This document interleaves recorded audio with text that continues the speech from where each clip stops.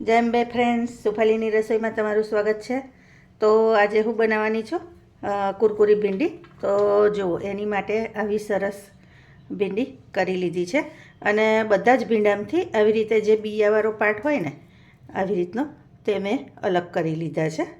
અને બને એટલા કાઢી લીધા છે. અમુક સોફ્ટ હશે ને એ રવા દીધા છે, બરાબર. તો તમારે પણ એવું કરવાનું. અને બીજું કે તમારે આને વધારે કુરકુરી કરવી હોય ને તો ભીંડીને છે ને વહેલા સમારી નાખવાની અને આવી રીતે પોરી કરી રાખવાની, એટલે એના બધા બિયા નીકળી જશે, બરાબર. તો આમાં આપણે 250થી 200 ગ્રામ જેટલી ભીંડી છે.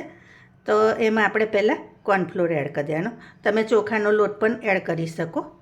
તો 2 ચમચી કોર્નફ્લોર લીધો છે અને આટલી 2 ચમચી બેસન લઈશું,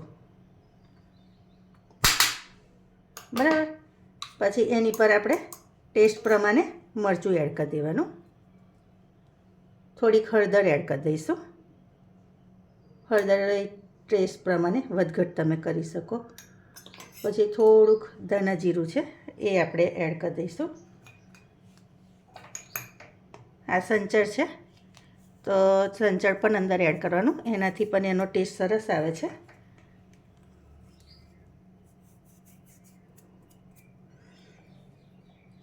આ લસણની પેસ્ટ છે એ થોડીક એડ કરી દઈશ,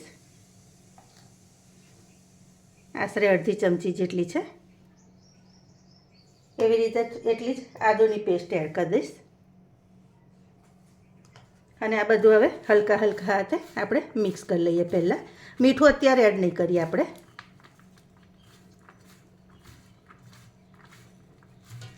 અને આવી રીતે થોડીક દાબીને એને એડ કરી દેવાનું. હવે આ લીંબુનો રસ છે એ પણ એમાં એડ કરી દેવાનો. અને એની જોડે થોડોક મેં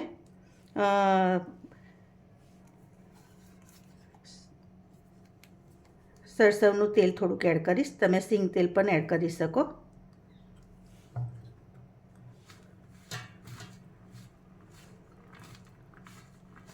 હવે આ બધું આવી રીતે કરી લેવાનું.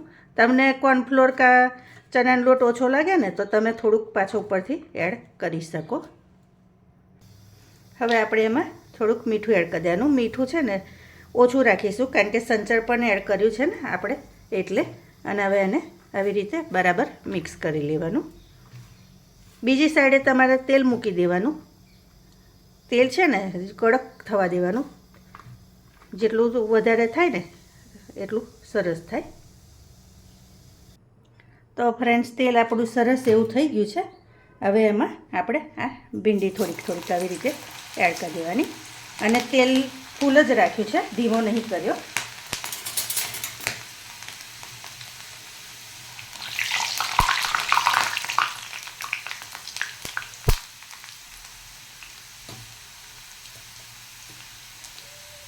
ફૂલ તાપે જ એને કડક થવા દેવાની. તો જો ફ્રેન્ડ્સ, ઉલટતા પુલટતા સરસ એવી થઈ ગઈ છે, જો તમે જોઈ શકો છો. અને અવાજ પણ જો.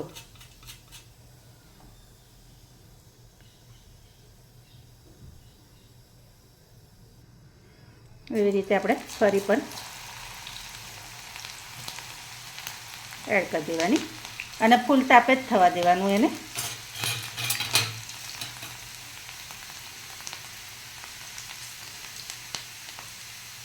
બબલ્સ થોડા ઓછા થાય ને પછી જ આપણે પછી જ એને ફેરવવાની. ત્યાં સુધી એને હલાવવાની નહીં. તો જો બધા બબલ્સ નોર્મલ થઈ ગયા. હવે એને પલટી લેવાની અને ફૂલ તાપે જ આવી રીતે થવા દેવાની. તો ફ્રેન્ડ્સ, મસ્ત મજાની કુરકુરી ભીંડી આપણી રેડી છે, તમે જોઈ શકો છો. અને હું તમને તોડીને બતાવું તો કોઈ બી ભીંડી હું તોડીને બતાવીશ ને તો જુઓ, બહુ સરસ એકદમ ક્રન્ચી. જો પકડતા હોય તૂટી જાય છે, જોઈ. એટલે તમે આ એક રીતે ચોક્કસથી બનાવજો, બરાબર. જુઓ, અને ખાવામાં પણ એટલી સરસ ક્રન્ચી લાગશે. ચાલો તો નવી રેસીપી સાથે ફરી મળીશું. Thank you. અને હા, છેલ્લા કહેવાનું ભૂલી ગઈ કે આની ઉપર ચાટ મસાલો એડ કરી દેવાનો. મેં કર્યો છે પણ બતાવવાનો રહી ગયો છે. ચાલો તો ફરી મળીએ. જય અંબે.